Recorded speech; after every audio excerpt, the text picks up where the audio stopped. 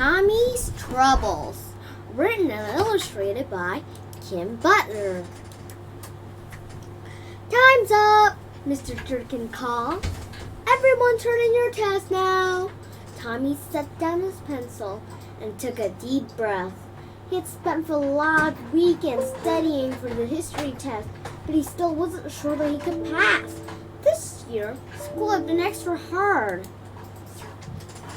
Last week, Norma had seen the C on Tommy's history test. She said, "You're getting dumber and dumber, Tommy."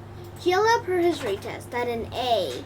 "You should study more and play less. Then you could get an A like me."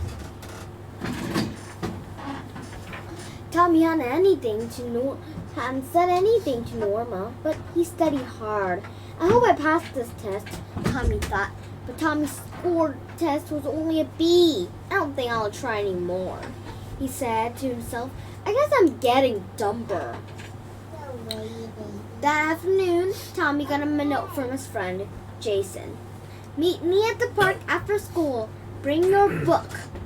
Tommy read the note. I wonder which book Jason is talking about.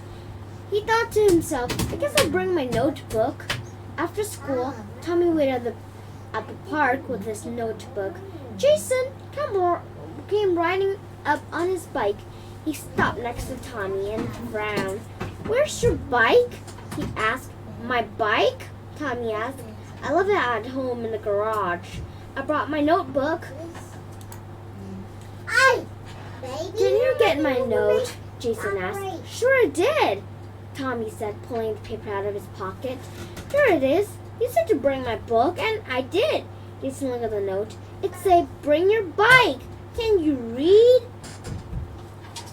Tommy squinted at the note and studied it for a long time. Finally, he said, "Oh, it does. I'll go get my bike." That night, Tommy got out his homework and write a report. He spent a long time writing it. Finally, after an hour and a half, it was finished. His head hurt and his eyes felt dry. "Tommy, what is the trouble?" his mother asked. She sat down beside him at the table. "Mom, I'm dumb. I can't even read very well," Tommy explained. Tommy's mother reached out to give him a hug. "Don't be silly," she said.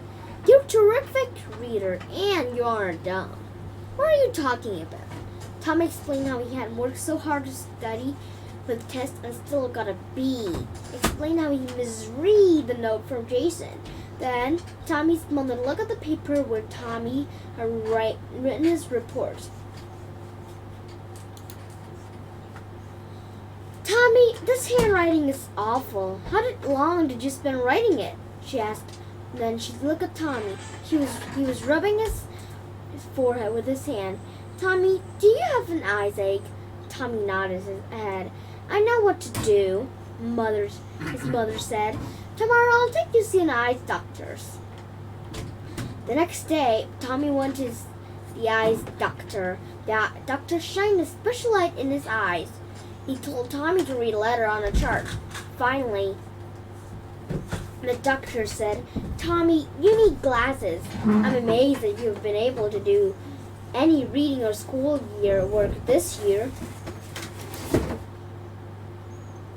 A few days later, Tommy went to school wearing his new glasses.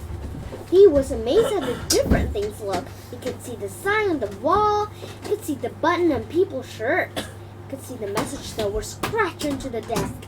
But most of all, he could see all the words in his books and the paper. Studying was a lot easier.